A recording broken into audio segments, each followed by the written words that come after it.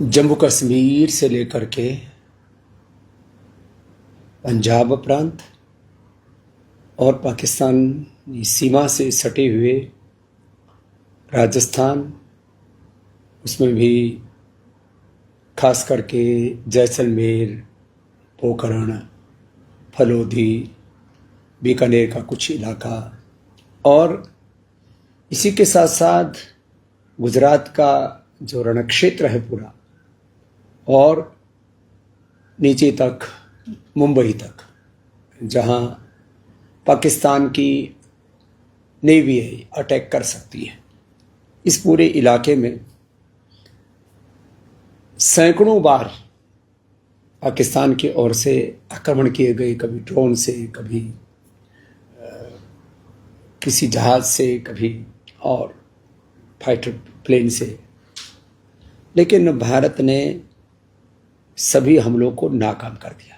तो पहले तो यद्यपि हम यहाँ उत्तराखंड में या जो दिल्ली में हैं, उत्तर प्रदेश में, बिहार में या जो सीमावर्ती क्षेत्रों से अलग पूरा मध्य प्रदेश से लेकर के और कर्नाटक, तमिलनाडु, केरला, आंध्र प्रदेश, तेलंगाना, ये जो पूरे राज्य हैं बिहार झारखंड से और लेकर के पश्चिम बंगाल, नॉर्थ ईस्ट, वैसे भी आज नहीं, प्राचीन काल में भी जब युद्ध हुआ करते थे तो ये पहले सीमाएं हमारे पाकिस्तान तक थी, तो पहले अफगानिस्तान तक थी, तो सीमावर्ती घुसपैठ हमेशा इधर पाकिस्तान की ओर से अफगानिस्तान की ओर से होती रही। तो आज भी इन परिस्थितियों में देश के नागरिकों को हौसला रखने की जरूरत है और पूरा देश उनके साथ खड़ा है। देश की जल सेना, थल सेना, नौसेना, सारे देश की सेनाएं, देश का नेतृत्व, हमारे सभी सीमावर्ती जो क्षेत्रों में लोग रहते हैं उनके साथ खड़ा है।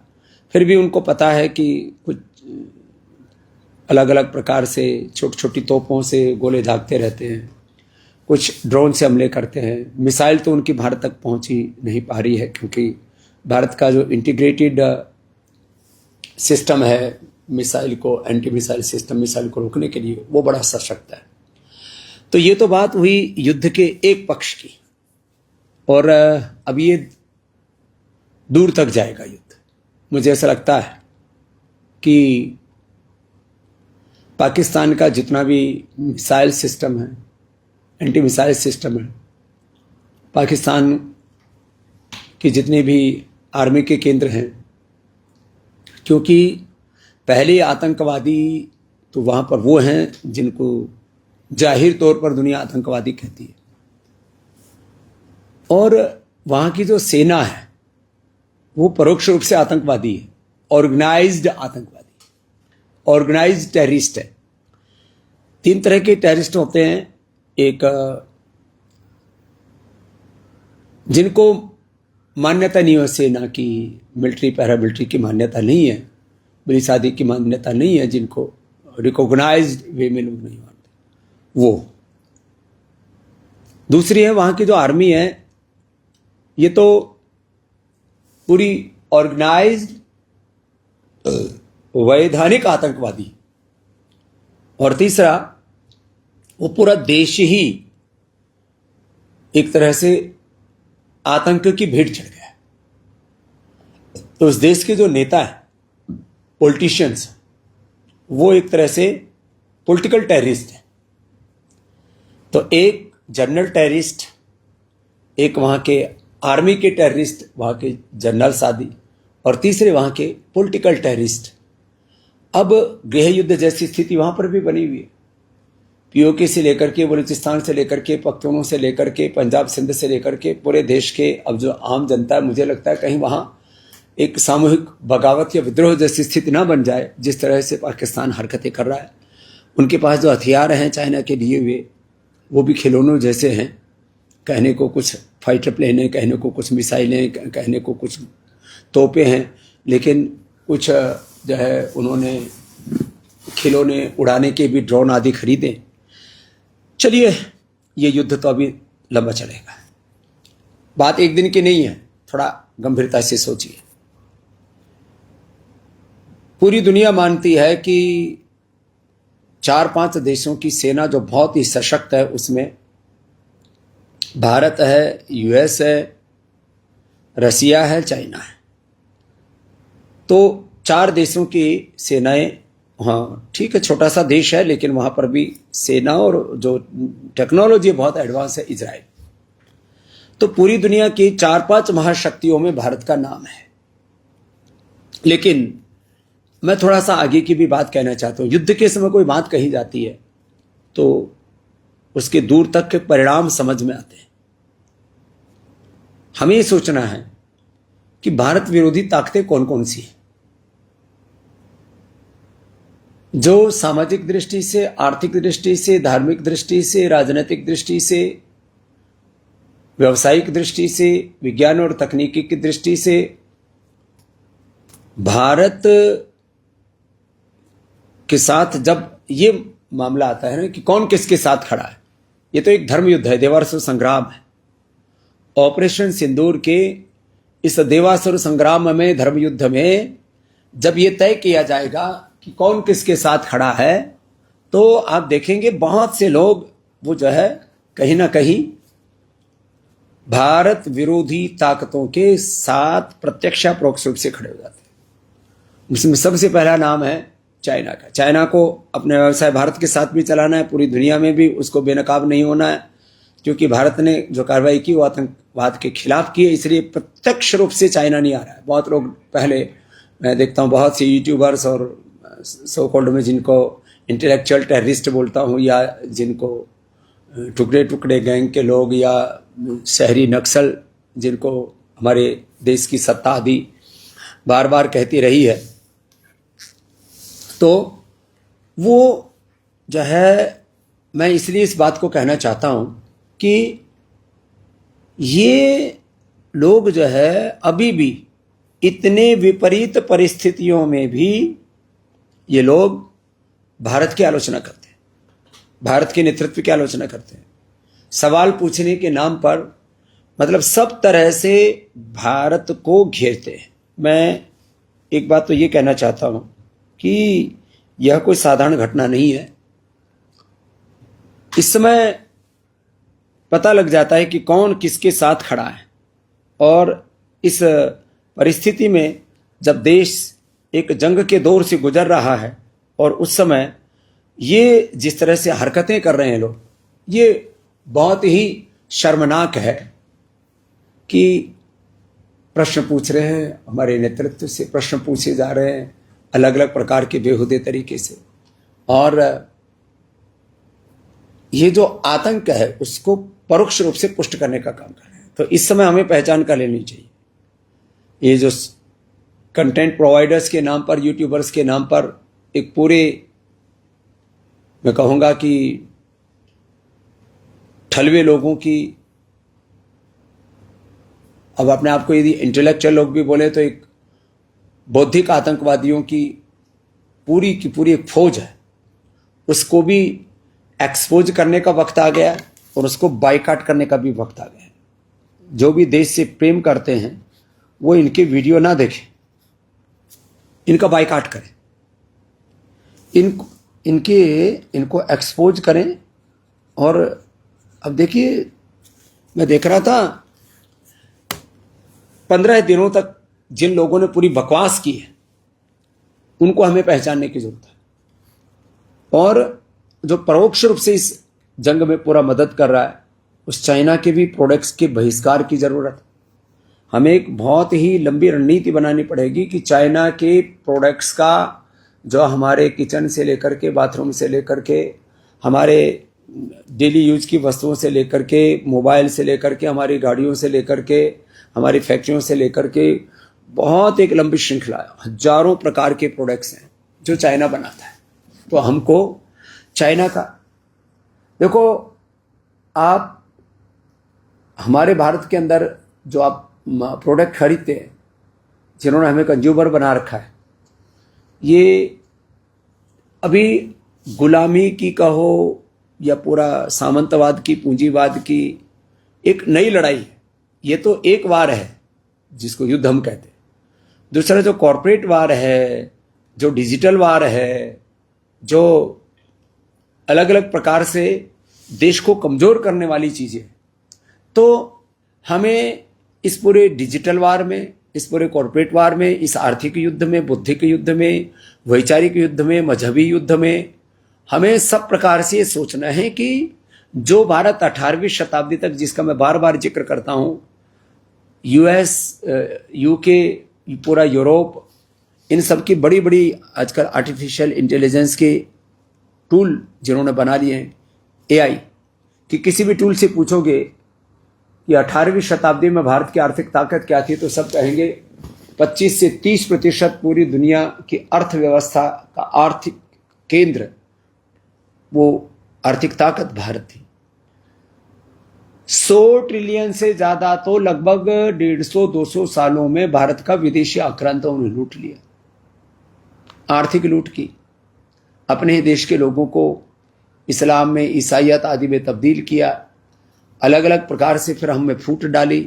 पहले अपने ही लोगों को डरा धमका करके, हथियारों के बल पर, तलवार के बल पर, लालच के बल पर अलग अलग प्रकार से किसी से इस्लाम कबूल करवाए, किसी को ईसाई बनाया।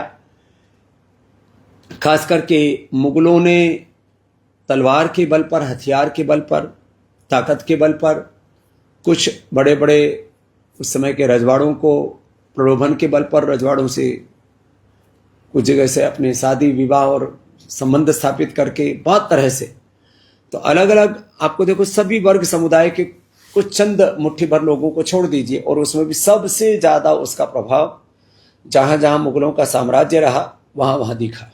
फिर आगे तक पहुंचते चले गए, बढ़ते चले गए, पूर्व से लेकर के और जो है पश्चिम तक, और उत्तर से लेकर के दक्षिण तक, अलग अलग जगहों पर, कुछ जगह बहुत जो है बड़े रूप में, तो कुछ जगह आंशिक रूप में ये फैलते चले गए।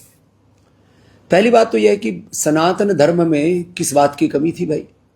आपने तलवारों के बल पर, हथियारों के बल पर, प्रलोभन के बल पर, कई सामाजिक अलग अलग प्रकार की परिस्थिति ऐसी निर्माण कर दी कि लोग अपने से अलग हो गए।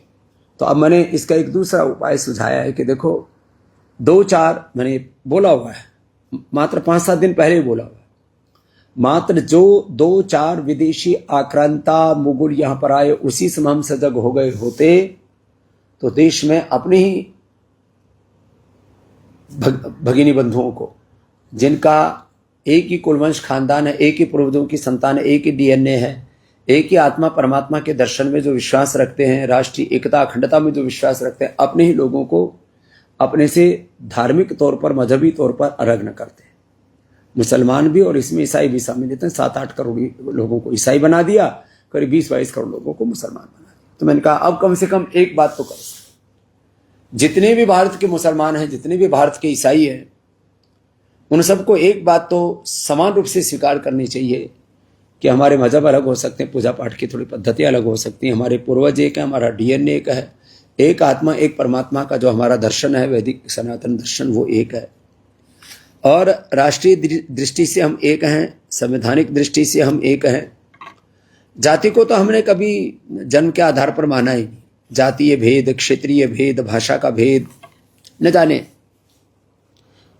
कितने कितने भेद डाल दिए गए हमारे भीतर। इन सब भेदों में हमें एक अभेद दृष्टि, जो एक अभेद दृष्टि सबको रखनी पड़ेगी, नहीं तो ये भारत के अंदर और भारत के बाहर जो भारत विरोधी ताकतें घुसी हुई हैं, ये देश को तोड़ डालेंगे। इसलिए हमें किसी भी तरह से कोई भी ऊंच नीच भेदभाव, आपस में एक दूसरे के साथ में लड़ाई झगड़ा फसाद, इससे हमें बचना है और ये मानना है कि हम सब एक हैं। और मात्र ये तो हुई, हमें आपस में कोई लड़ाई नहीं। और फिर एक एक व्यक्ति को, जैसे मैंने पहले कहा कि 18वीं शताब्दी तक भारत विश्व की आर्थिक महाशक्ति रहा, फिर 19वीं शताब्दी में, 20वीं शताब्दी के पूर्वार्ध में खूब लूटा हमको। 100 ट्रिलियन से ज्यादा की लूट हुई है। आप चाहे चैप जीपीटी से पूछ लें, चाहे आप ग्रोक से पूछ लें, किसी से भी आप डाल करके पूछिए, कोई भी पूछ सकता है, तो छोटी सी बात है। चाहे जीपीटी से पूछिए या आप ग्रोक से पूछिए, आपको बता देगा कि भारत के विदेशी आक्रांताओं ने 100 ट्रिलियन से ज्यादा, कोई 100, कोई 105, कोई 110, पूरे विश्व की अर्थव्यवस्था इतनी बड़ी, उतना तो लूट लिया हमसे। अब भारत को सैन्य दृष्टि के साथ साथ हमें सैन्य ताकत के साथ, सैन्य शक्ति के साथ अर्थ शक्ति में मजबूत करना है। हमें शिक्षा में भारत को मजबूत करना है, चिकित्सा में भारत को मजबूत करना है, कृषि व्यवस्था में भारत को मजबूत करना है, हमें विज्ञान और तकनीकी की दृष्टि से भारत को मजबूत करना है, हमें आरोग्य की दृष्टि से एक स्वस्थ समर्थ भारत बनाना है। तो विकसित भारत का मतलब कोई राजनीतिक नारा नहीं है कि ये कोई एक राजनीतिक दल का, किसी राजनीतिक पार्टी का नारा। तो भारत को यदि हम सभी दिशाओं से मजबूत बनाएंगे तो पाकिस्तान से लेकर के, चाइना से लेकर के, और ये तटपुंजी जो देश हैं कुछ छोटे छोटे, इनकी तो बात ही छोड़ो, अमेरिका या दुनिया का कोई भी देश हमें डरा नहीं सकता। एक बात कही जाती है कि आप दुनिया की जब किसी महापंचायत में विश्व मंचों पर बैठते हैं, तो विश्व मंचों पर जब भारत बैठता है तो उसकी बार्गेनिंग पावर कितनी है? बार्गेनिंग पावर आती है, हमारी इकोनॉमी की क्या स्थिति है, देश के नागरिकों की खुशहाली की क्या स्थिति है, हमारे देश का इंफ्रास्ट्रक्चर कैसा है, देश के नागरिक कितने पढ़े लिखे हैं, पर कैपिटा इनकम कितनी है। तो जब सभी दिशाओं से देश को मजबूत नहीं बनाएंगे और हम ये सोचेंगे नहीं कि किस किस तरह से कौन कौन लोग भारत को कमजोर बना रहे हैं, तो मैं तो कहूँगा खाली चाइना ही नहीं, यूरोप की कंपनियां हो, चाहे ब्रिटेन की कंपनियां हो, चाहे यूएस की कंपनियां हो, और कुछ दिनों तक तो आप थोड़ा सा जिसको कहते हैं ना परहेज कर लीजिए। कुछ दिन तो आप कोका कोला पेप्सी पीना छोड़िए, कुछ दिन तो बहिष्कार कीजिए। किसका? कोका कोला पेप्सी का, यूनिलीवर का, कोलगेट पोमोलिव का, पीएनजी का, नेस्ले का, अलग अलग प्रकार के मोबाइल से लेकर के, ऑटोमोबाइल से लेकर के, जूते चप्पल से लेकर के, कपड़ों से लेकर के, आप ऊपर से नीचे तक जो भी आपके जीवन में नित्य प्रयोग में, आपके hair care, dental care, skin care से लेकर के आपकी जिंदगी में जो भी कुछ आप उपयोग में ला रहे हैं, तो कुछ दिन तो एक बार बहिष्कार करके देखो, इनकी पूरी कमर टूट जाएगी। यह हालत, इनकी कमर तोड़नी पड़ेगी और भारत को हमें शक्तिशाली बनाना पड़ेगा। यह है आत्मनिर्भरता का दर्शन, यह महान भारत बनाने का दर्शन, यह स्वदेशी से स्वावलंबी, एक राष्ट्र श्रेष्ठ राष्ट्र, स्वस्थ राष्ट्र, समर्थ समृद्ध राष्ट्र, विकसित भारत, संगठित भारत। और ये संगठन के जो स्वर हैं, ये सभी तरह से, सामाजिक दृष्टि से, आर्थिक दृष्टि से, धार्मिक दृष्टि से, राजनीतिक दृष्टि से, हम ये सोचना पड़ेगा ऐसी राजनीतिक पार्टियां जिनका मकसद केवल इस देश की सत्ता की मलाई खाना है, जो सत्ता पर बैठ करके देश को लूटना चाहते हैं, अलग अलग प्रकार की ऐसी पॉलिसियां बनाते हैं, विकास की ऐसी योजनाएं बनाते हैं जिनमें ज्यादा से ज्यादा लूट सके, 25 से 50% तक के, और कुछ ऐसे तकनीकी कार्य होते हैं जिनमें 70, 75, 80% तक की लूट कर लेते हैं और आपको पता भी नहीं लगता। तो जो सत्ता पर खाली लूट के लिए काबिज होना चाहते हैं, ठीक है, पॉलिटिक्स जो है वो बहुत बड़ी ताकत है, सारे देश को, सारे सिस्टम को लीड वही करती। तो हमें सभी दृष्टियों से ये सोचना है कि भारत का हित किसमें है, जो हम कहते हैं ना राष्ट्रहित सर्वोपरि है। तो राष्ट्रहित सभी दिशाओं से, सामाजिक, आर्थिक, राजनीतिक, धार्मिक दृष्टि से, वैश्विक दृष्टि से भारत का हित किसमें, इसके ऊपर पूरे देश में गहन मंथन होना चाहिए और पूरे देश के लोगों को संगठित होकर के, मैं जो शब्द बोल रहा हूं, एक भारत श्रेष्ठ भारत, स्वस्थ भारत, फिजिकली, मेंटली, इमोशनली, समर्थ भारत, समृद्ध भारत, विकसित भारत, संगठित भारत। संगठन के लिए मिलना जुलना पड़ेगा और संगठित भारत के लिए आपको घरों से बाहर निकलना पड़ेगा। घरों से बाहर निकलने का तरीका क्या है? संगठित भारत के लिए घरों से बाहर हम या तो मंदिर के लिए निकलते हैं या तो मस्जिद के लिए निकलते हैं। मस्जिद के लिए निकलते हैं तो वहां मंदिर वाले नहीं जाते, मंदिर के लिए जब निकलते हैं तो वहां मस्जिद वाले नहीं जाते। तो एक ऐसा माध्यम चाहिए जहां सारा भारत निकल सके। मंदिर हमारे अलग हो गए, मस्जिद हमारी अलग होगी, गुरुद्वारे हमारे अलग हो गए, हमारे मठ अलग हो गए। तो योग के माध्यम से हम बाहर निकल सकते हैं। योग एक सेतु का काम करेगा। सारे गांव के गली मोहल्लों के लोग अपने अपने यहां पर 10, 20, 50, 100 इकट्ठे होकर के, जो आज मैं आपसे बात कर रहा हूं, हमें सोचें कि भाई केवल सेना के शक्तिशाली होने मात्र से भारत विकसित नहीं बन जाएगा, भारत विजेता नहीं बन जाएगा। अजेय भारत बनाने के लिए हमको सामाजिक, आर्थिक, राजनीतिक, धार्मिक, सांस्कृतिक दृष्टि से, वैश्विक दृष्टि से भारत को शक्तिशाली बनाना पड़ेगा। और उसके लिए सारे देश में अब ये एकता के स्वर उठे। सुबह उठ करके सब लोग हम जो है योगिक व्यायाम, आसन, प्राणायाम, दंड बैठक, जो जितना कर पाए सूक्ष्म व्यायाम और योगाभ्यास करते करते, जैसे मैं रोज आपसे संवाद करता हूं, योग धर्म के साथ राष्ट्र धर्म की बात करता हूं, हमारा जीवन कैसा हो, हमारा आचरण कैसा हो, हमारी वाणी, हमारा व्यवहार कैसा हो, ये सब बात करता हूं। और सबसे ज्यादा लूट जिनमें होती है, उन तत्वों की भी पहचान करने की जरूरत है। सबसे बड़ी लूट होती है एक तो रोगों के उपचार में, तो हमें रोगी नहीं होना। रोगी नहीं होना तो योग एकमात्र। हमें भोगी नहीं होना, हमें नशेड़ी नहीं होना, सभी प्रकार का नशा, इसका भी सारे देशवासी बहिष्कार करें। बीड़ी, सिगरेट, शराब, जिस कार्य से कोई परिणाम अच्छा नहीं निकलता, हमें परिणाम का चिंतन करना। जितने भी अनप्रोडक्टिव काम है, जितने भी अनप्रोडक्टिव कार्य हैं, इससे हमें बचना पड़ेगा। तो बीड़ी है, सिगरेट है, शराब है, इनसे जीडीपी बढ़ती है, लेकिन किन की? बीड़ी, सिगरेट, शराब, नशा बेचने वालों की। जीडीपी आपकी बढ़े ना।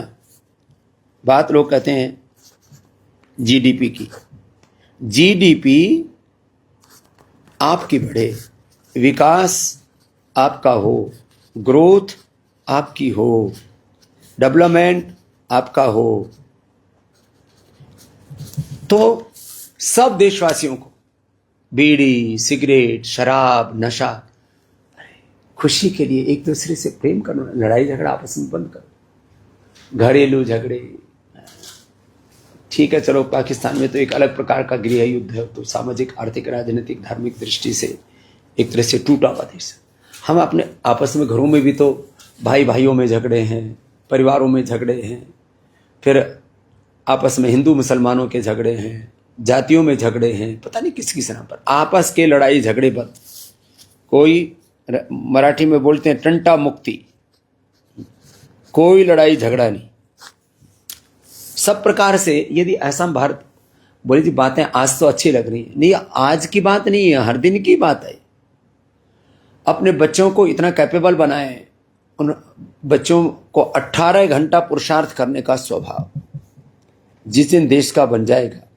आज मैं जब सुबह बात कर रहा था तो एक भाई थे हमारे, सोहनलाल जी, बोले पाकिस्तान में भी पाया था और प्रमाद में भी पाया था। बोले जितना पाकिस्तान देश के लिए खतरनाक है, हमारे देह के लिए, हमारे जीवन के लिए प्रमाद बहुत खतरनाक है। प्रमाद से मुक्त करना पड़ेगा। सब प्रकार से देश में प्रमाद को हटा करके, पुरुषार्थ को जगा करके, पराक्रम को जगा करके और निरंतरता के साथ इस स्थिति को बनाए रखना पड़ेगा, तो हम आगे बढ़ पाएंगे। इसलिए मैंने आज इतनी देर तक आपसे बात की।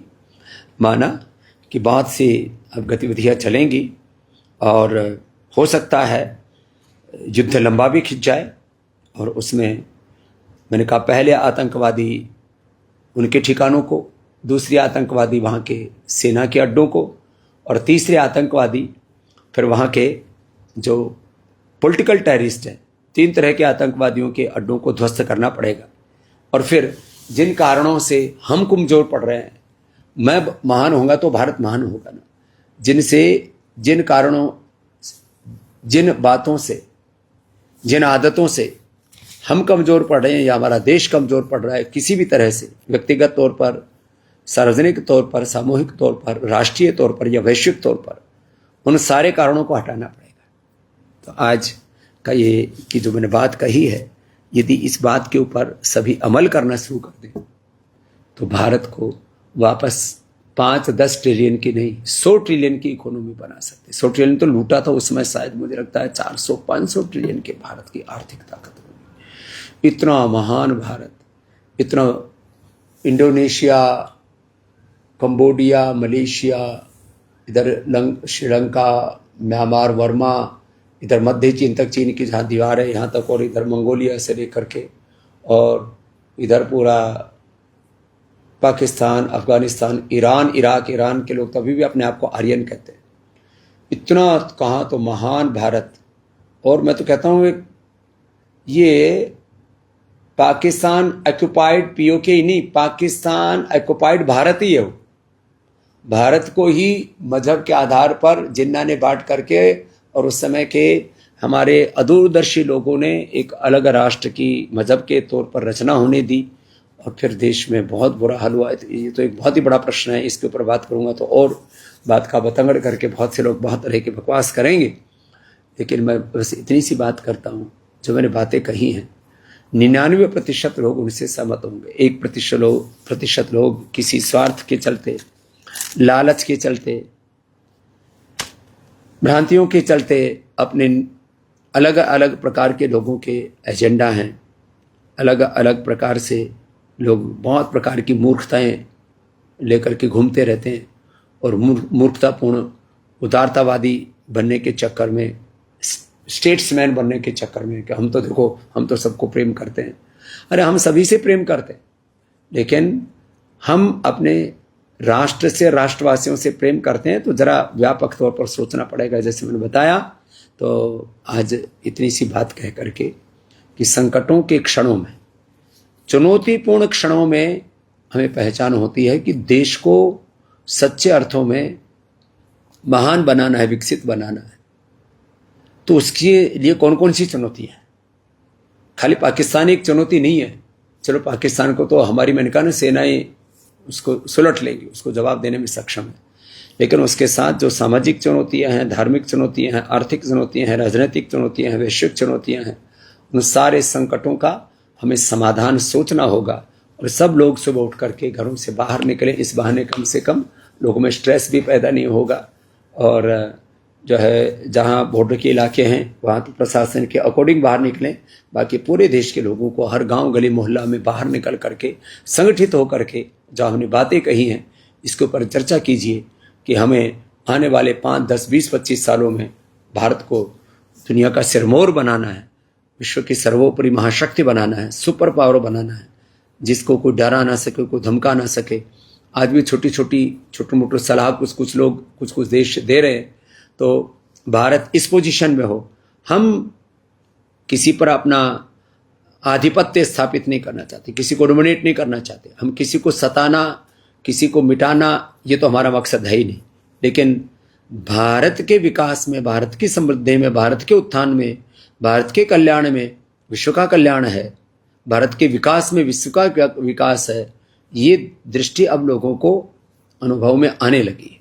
तो हम सब भारतवासी घरों से बाहर निकलें, योग करें, और जो आपके सामने मैंने मुद्दे रखे इन पर बात करके, और सब बुरी बातों का बहिष्कार करके, बाइकाट करके, और जो बुरे लोग हैं अलग अलग प्रकार से जो देश को कमज़ोर बनाने में लगे हुए, उन सब को भी एक्सपोज करके, सबका बाइकाट करके एक मिसाल कायम करें, एक प्रतिमान गढ़ें, एक राष्ट्रभक्ति का ऐसा शंखनाद भरें, ऐसा उद्घोष करें कि सारे देश में एकता, समानता, स्वाधीनता और अखंड भारत के निर्माण का एक नया प्रतिमान हम खड़ा कर दें।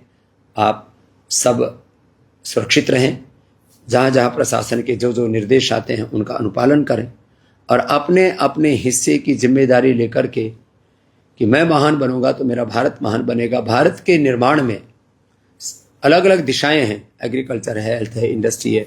अलग अलग दिशाओं में भारत को शक्तिशाली बनाने के लिए मैं क्या कर सकता हूं, ये करके एक एक क्षण, जैसे मैं 18 घंटा भारत माता के लिए जीता हूं, आप भी कम से कम 8 घंटा, 10-12 घंटा, 14-16 घंटा और कुछ तो 18 घंटा जी ही रहे भारत माता के लिए। जब सब मिलकर के हम पुरुषार्थ करेंगे तो भारत को विश्व की सर्वाधिक सबसे बड़ी शक्ति बनने में, भारत को विश्व का सिरमौर बनने में, भारत को सुपर पावर बनने से दुनिया की कोई ताकत रोक नहीं सकती।